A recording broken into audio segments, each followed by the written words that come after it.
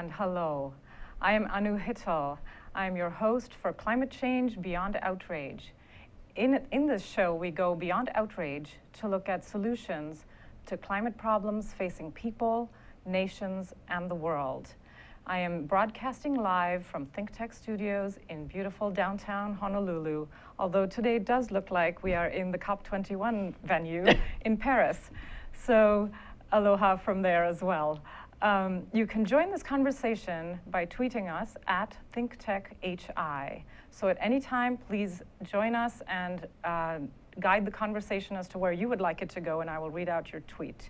So today, we will talk about how the world deals with climate change issues on a global level.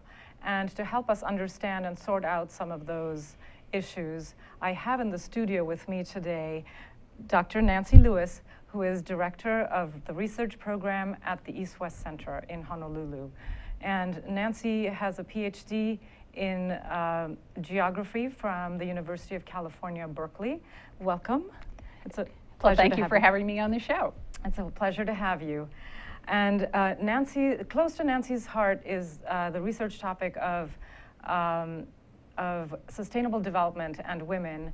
And this is particularly relevant today because, of course, we planned it this way. It's International Women's Day, according to the UN. So we planned it, right? Of course we did. Okay. So from that perspective, Nancy will be talking to us about global frameworks. And we will examine these frameworks as catalysts of change at the subnational, national, and local levels. And we will also look at, later in the episode, we will look at the Sustainable Development Goals, and finally at the role of women and women scientists in achieving some of these goals and therefore in achieving climate change. So Nancy, last year alone, there were 4 big meetings that sort of touched on climate change issues. One, of course, was the big climate change meeting at COP21 under the United Nations Framework Convention on Climate Change. And we also had a couple of others. One of them was a international strategy on disaster risk reduction. That's also a UN global meeting. And the 3rd International Conference on Financing for Development. And of course, there was the Sustainable Development Goals that were established at the September UN General Assembly. Correct. And these all happened last year. So the countries adopted a set of goals to end poverty and protect the planet, ensure prosperity, and all of those good things. So this was all part of that new Sustainable Development Agenda. So before we get into those Sustainable Development Goals, let me ask you, how do these global frameworks advance that climate agenda? How do they help? Are they just a lot of hot air, haha, or is it a lot of talk and no action, or how do they actually help? Well, I think the most important way in which they help is that they catalyze global opinion.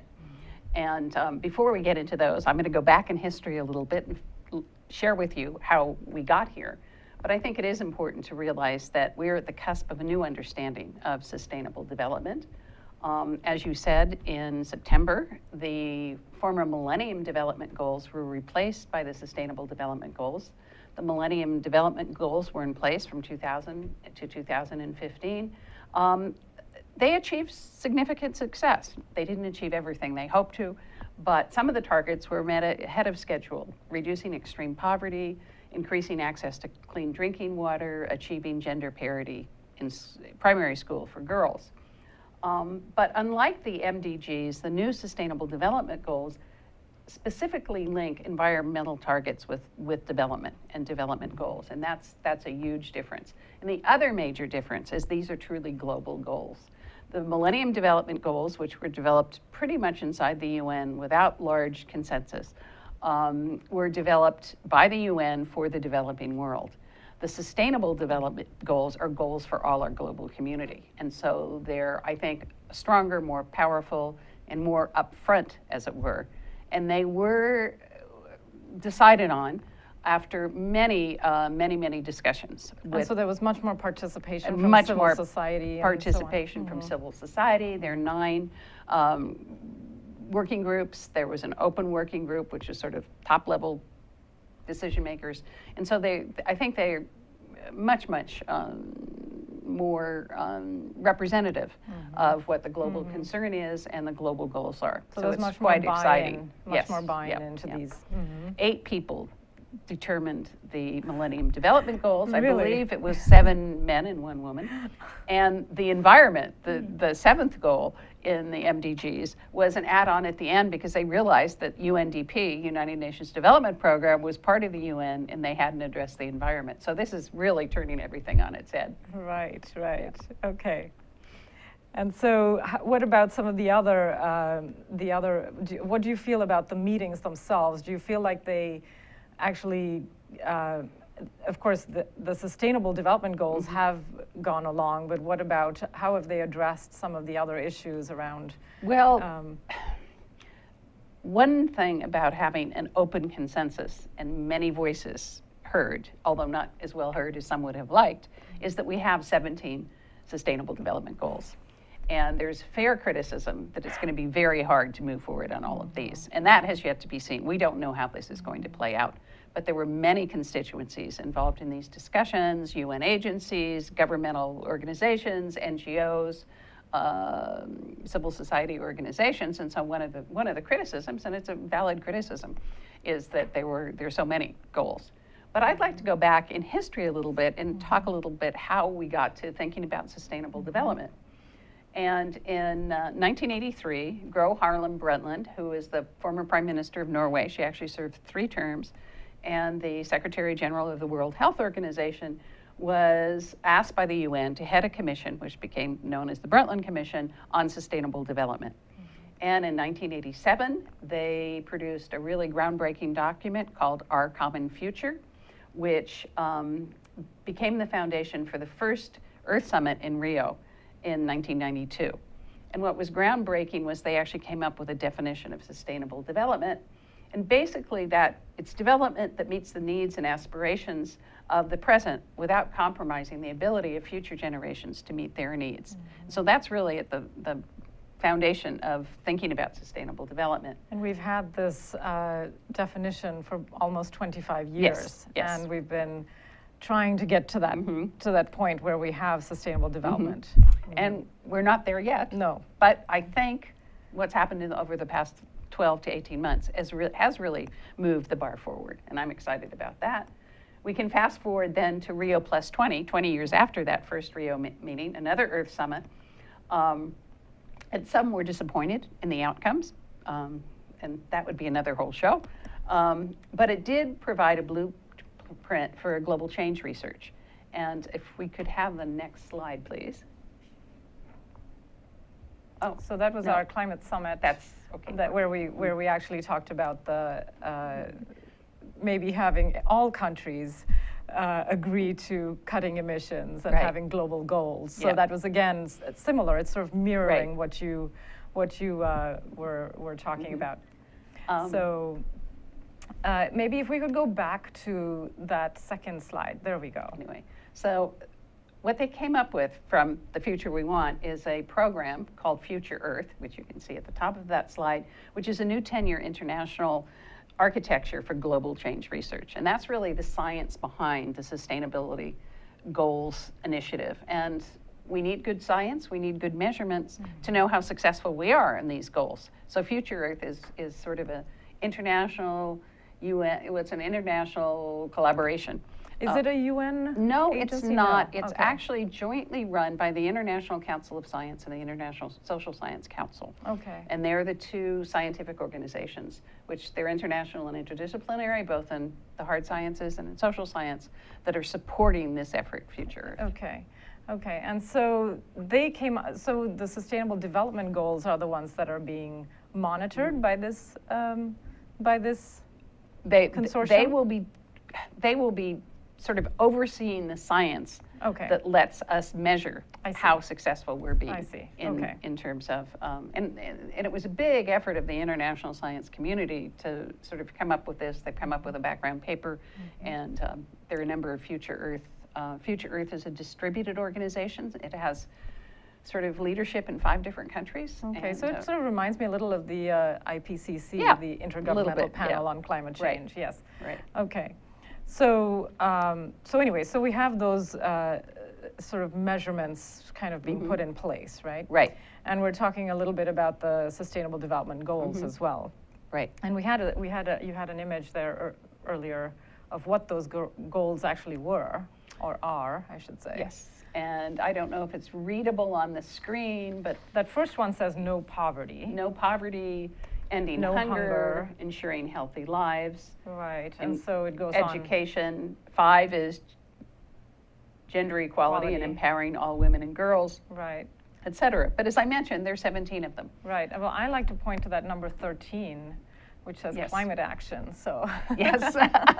Well, you're the expert on that, so. I'm not sure I'm an expert, but I certainly am sort of enthusiastic about that Yes, one. So, yes. so mine is way down 13, and the one that you really like is up there, number 5.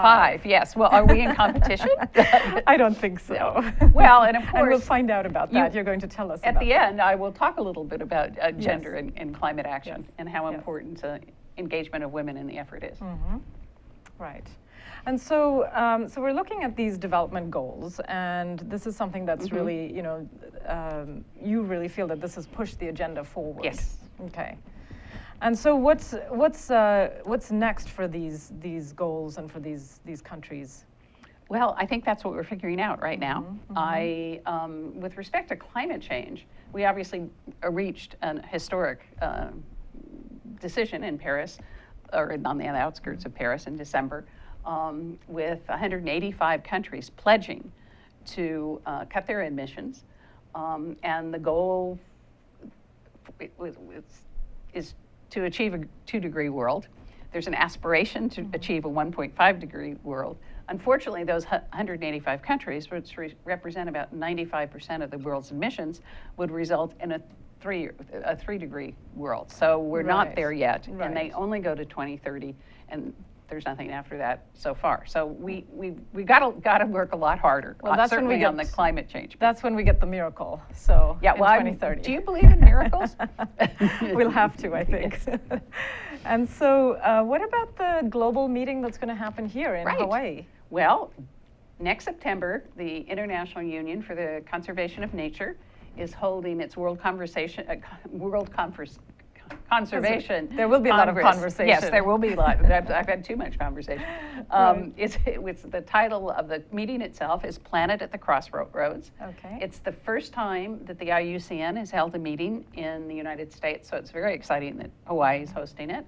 We expect about 4,000 to 6,000 people. It's going to be at the convention center. Aspects of it will be open to the public, and this will all be well advertised. The East West Center is sort of providing the space anyway for the Secretariat for the IUCN, and I'm quite engaged in the organization, chairing the Pacific Engagements Committee. So if anybody would like to contact me and know more about it, I'd be happy to share it with them. Wonderful. What are the goals for the IUCN? Well, according to their material, it's to inspire, to strengthen and mobilize the union itself, and to launch the Hawaii Commitments. And the Hawaii Commitments are sort of developed around the Aloha Plus Challenge, Hawaii Green Growth, and some other initiatives that are on the ground here. And I'm not as familiar with that as some other people would be, because I'm sort of doing a different piece of it. right. But it's very big. exciting. And it's very significant that this is actually happening in Hawaii. I think the fact that we were so successful with APEC a few years ago led this to, lent the credence for the IUCN to choose Hawaii as a locale. So it's going to Wonderful. be very, very exciting. Wonderful. Well, we will need to take a break at this point, but when we get back, we will talk more about sustainable development and the role of women. And then further into the episode, we will also talk about women scientists and their role. So don't go away, we'll be back. Aloha, I'm Kaui Lucas, host of Hawaii is My Mainland, here on Think Tech Hawaii every Friday at 3 p.m. We address issues of importance for those of us who live here on the most isolated landmass on the planet. Please come join me Fridays at 3 p.m. Mahalo. Aloha, this is Reg Baker and I am the host of Business in Hawaii. We talk about positive stories of businesses in Hawaii, how they have been successful and how they have overcome some of the obstacles that a lot of us encounter when we try to have a business here. And believe it or not, there are a number of positive stories here, and we want to talk to all of you. So we broadcast live every Thursday at 2 o'clock, and it rebroadcasts again on Olelo Channel 54. So I sure hope to see you next time. Please tune in on Thursdays at 2 o'clock. Thank you. Aloha and welcome back. We have in the studio with us today Dr. Nancy Lewis from the East-West Center, and she is helping us understand and unravel some of the mysteries of the UN system. And we will talk about sustainable development and the role that women play and have played perhaps in the past, and then perhaps that evolution of their role in this big equation. Yes. Well, women are critical to sustainable development, and achieving gender equality and the empowerment of women and girls is critical to many of the other 17 goals. There are very strong human rights reasons, civil rights reasons why we want to promote women's equality, but there are also practical reasons, because we really need all of our human power to address these sustainable development goals. Women and men bring different experiences, different histories, different sort of life worlds to the table, and we generally make better decisions when we have both women and men at the table at the same time. So I make a strong case that gender does matter in the journey to sustainable development. Some of you will recognize, or hope I would assume many would recognize, the woman in the orange in the middle. That was then Secretary of State Hillary Clinton at the Pacific Islands Forum in the Cook Islands in 2014. And the Pacific Islands Forum is the grouping of international heads of states of the 16 Pacific Island independent nations. She was there to pledge support for women's empowerment for women in the Pacific. She'd done that in other parts of the world and in Asia. The woman on the far right is Ambassador Amanda Ellis. She's the New Zealand ambassador to the European Union and Francophone French Africa. She's an East-West Center alum, and she's actually working with us now on some projects empowering women. So I'm looking forward to moving forward with those projects. And the woman in the green, just to the right of Hillary Clinton, is Adi Tafunai, who is an incredible Samoan businesswoman who has started a project in Samoa to produce very, very high quality coconut oil. And at one time, she was the oil they were producing was the major source of coconut oil for the Body Shop, and it may still be. So this is not a small operation; it's a large operation, empowering rural communities in Samoa and women in Samoa. So we have, in fact, a number of leadership programs at the East-West Center, but we have one funded specifically for Pacific Island women leaders, and so that's really exciting. Now, I think in our conversations, we went back a little to looking at the way women's role in development has changed, and sort of viewing how women are empowered and so on. And so, you know, you had sent in a slide of all these publications. Did you want to tell us a little more about that? Sure. For at least 2 decades, and I would say longer than 2 decades, many organizations, some of the UN agencies, UNFPA, UNDP, the World Health Organization, IUCN actually has been very active in this, has been trying to move past the view of women as only vulnerable, and to view women as agents of change. Now, it is true that women are vulnerable and throughout the world, and certainly in the developing world. They're 70% of the world's poor. They lack access to resources, to political power. We could go on and on. And again, that would be another talk. And so these publications, you're saying, were more looking at women as the vulnerable population? No, and so these publications were all publications looking really at best practices and programs for seeing women as agents of change as opposed to vulnerable victims. Okay. And I'm unnecessarily maligning those publications. Yes, then. no, they're good publications. And I'll give an example. I work on climate change and gender and climate change and health and climate change. And I'll give an example from my own work. Every 5 or 6 years or so, the IPCC comes out with reports on climate change. And the IPCC is the Intergovernmental Panel on Climate Change. I'm sorry. So I just want to Yeah. spell out these acronyms for Yes. everyone here. I So. try to be better about that. And in 2007, they come out with 3 volumes, and the volume on vulnerability and assessment is really the one that talks about the human implications of climate change. In the 2007 volume, it was 1,000 pages long, and there were only 5 references to gender or to women. Really? And 4 of them were to vulnerable women in the South. The 5th was a box that I wrote on empowering women in climate change.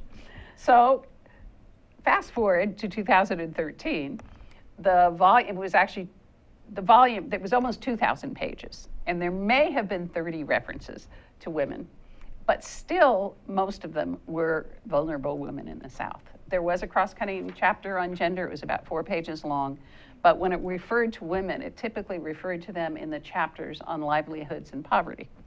So it is really important to see women as agents of change, because they're resilient. Even impoverished women can be very resilient in terms of sustainable development and climate change, holding their communities together, their families together. Often then what happens is when assistance comes in from ODA or humanitarian organizations, it's the men who are approached, not the women who are actually doing the work and holding the community together. So if you target those interventions appropriately, it can be a very important way to empower women. And it can go further in some Yes. ways. And I mean, that's sort of that's a huge impediment if you're looking at women as vulnerable rather than Right. the person that's going to, Make a difference. yes. Yeah, Yeah. that's very So true. that's a huge shift, and you're saying that has changed. What changed that?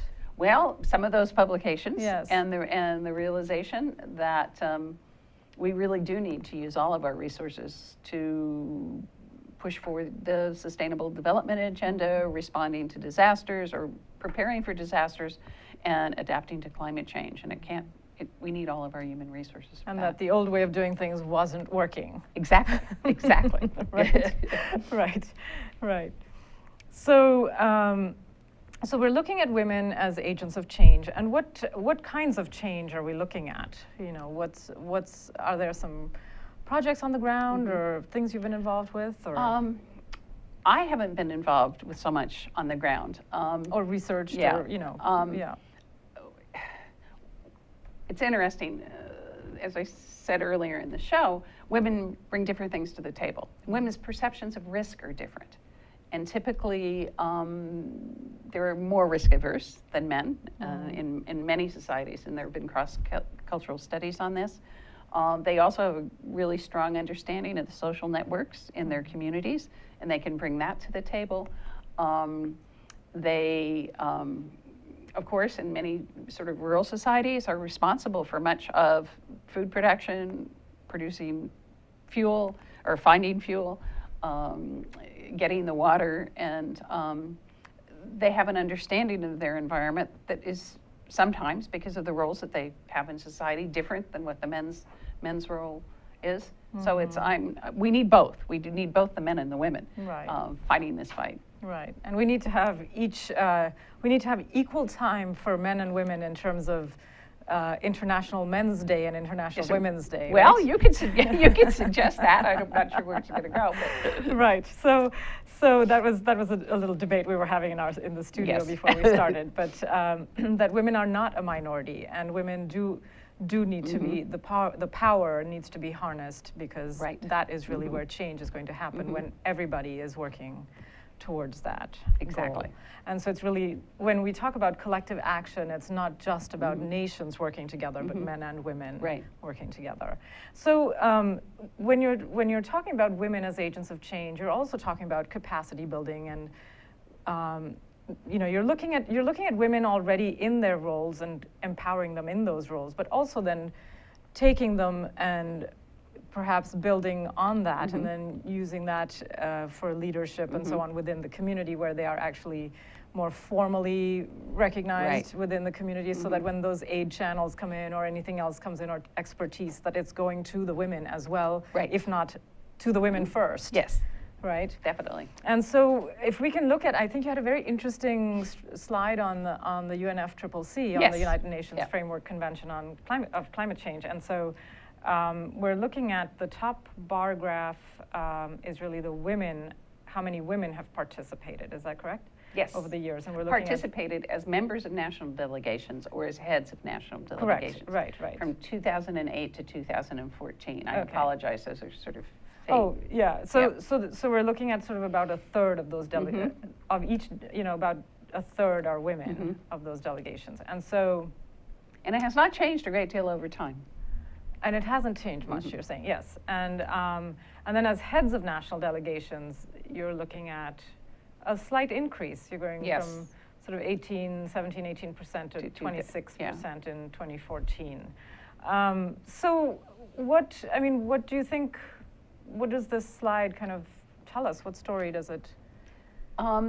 It's actually saying a few things. And it's important to realize that there's great difference across different parts of the world. In Eastern Europe in general, in Eastern Europe, the leadership and participation of women is higher. In Asia, and particularly in the Pacific, it's lower. And that sort of mirrors women's political participation in those countries and those parts of the world in general.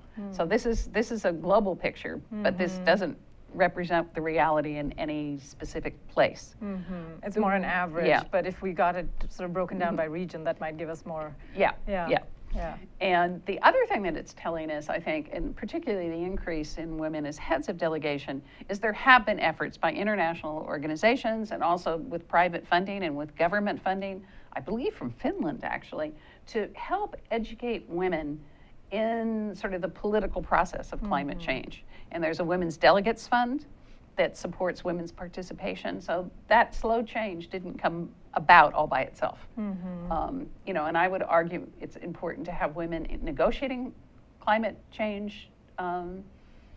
It's important to have women professionally in sustainable development, climate change adaptation, disaster risk reduction professions, and it's important to have a broader base of women engaged in these efforts.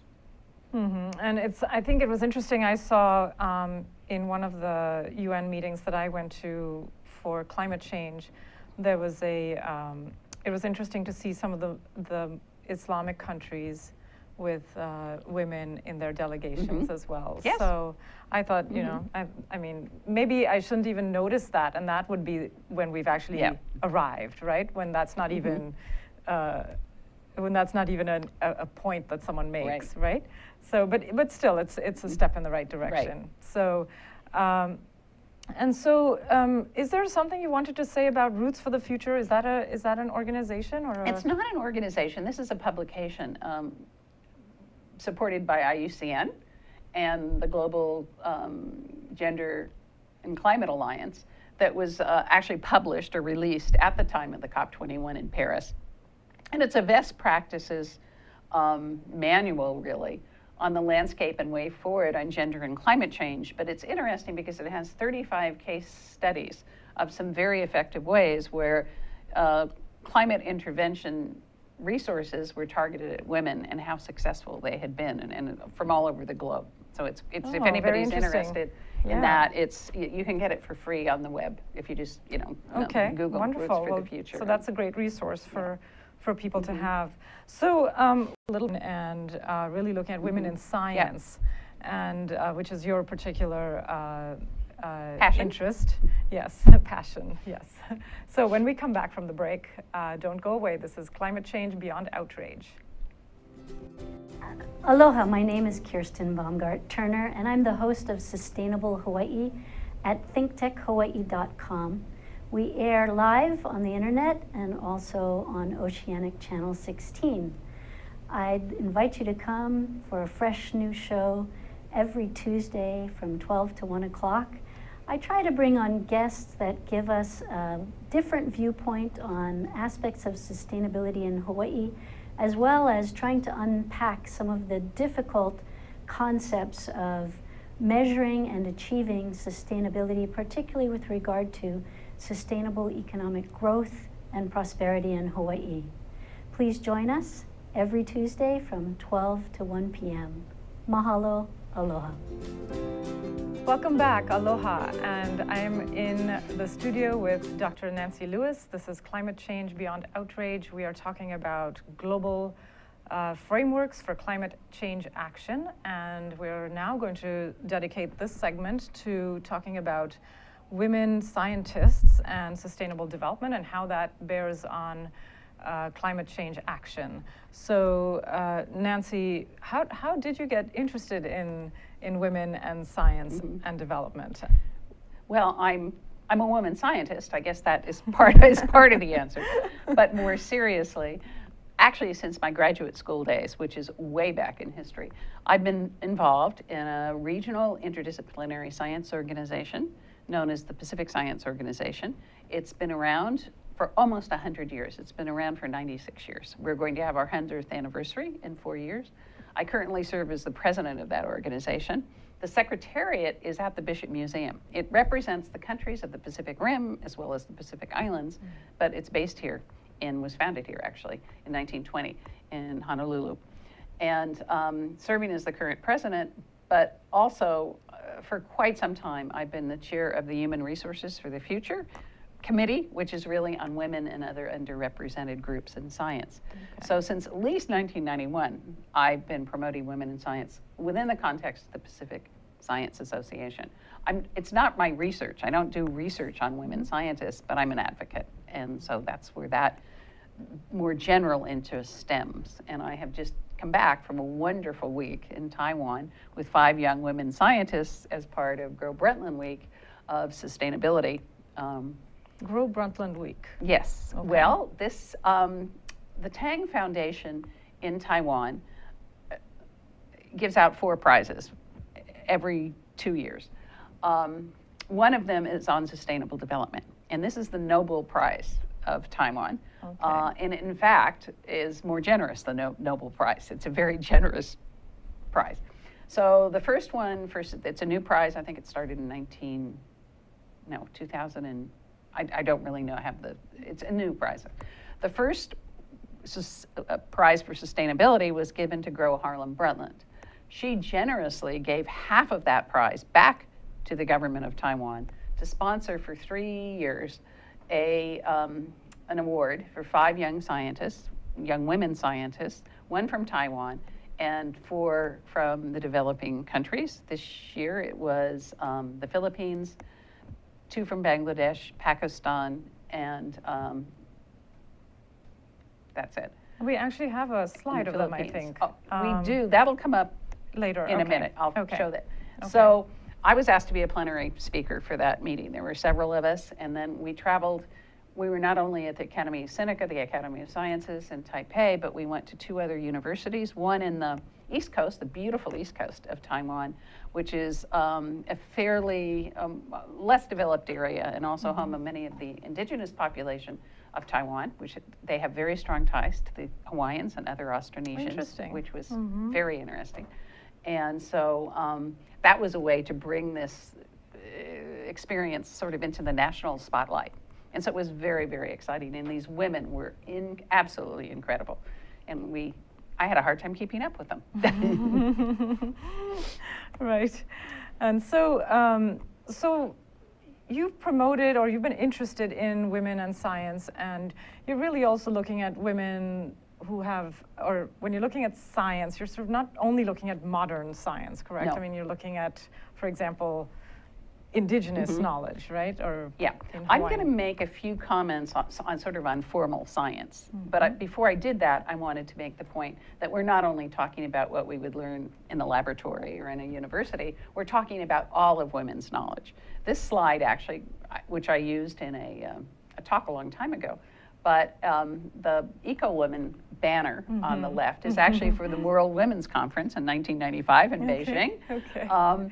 And that was a pavilion that we had, we being a group of women science organizations at the NGO part of the Beijing conference. And it was Eco Women, and it was looking at the entire scientific contribution of women to science. And the picture on the right, which is now also an older slide, I'm actually working with one of those women's daughters with the Polynesian Voyaging Society. Oh, how nice. But those are two women who from Samoa, one from American Samoa and one from Samoa, who got their PhDs in geography at the University of Hawaii. I'm an emeritus geography professor there. And I'm just using that to say we're talking about women's knowledge from indigenous science to the highest levels of scientific endeavor. Mm-hmm.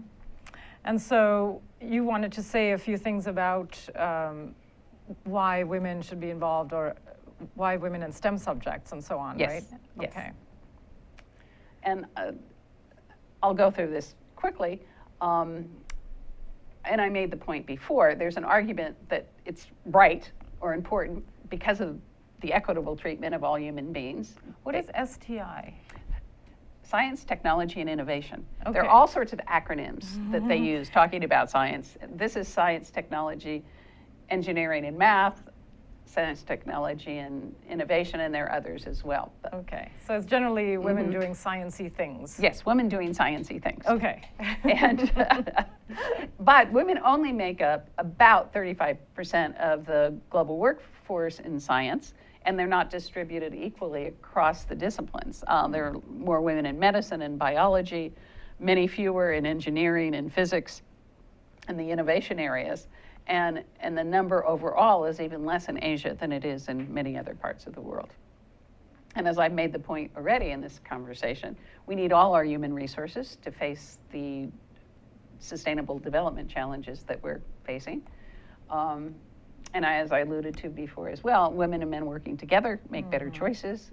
There's a greater depth of knowledge, and there's value in the mixing in terms of making good choices and advancing scientific understanding.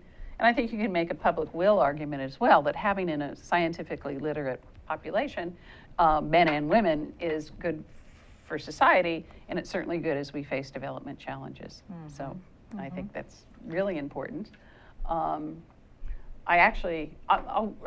I wasn't going to do this, but I think we have time. I'll read a quote from Rita Colwell, who's one of the former directors of the U.S. National Science Foundation, who I've had the opportunity to know. And she makes the point that intelligence is not linked to the Y chromosome. To exclude half of the population from scientific inquiry is to deny us as a nation an extraordinary amount of ability and intelligence. And it goes on from there. But and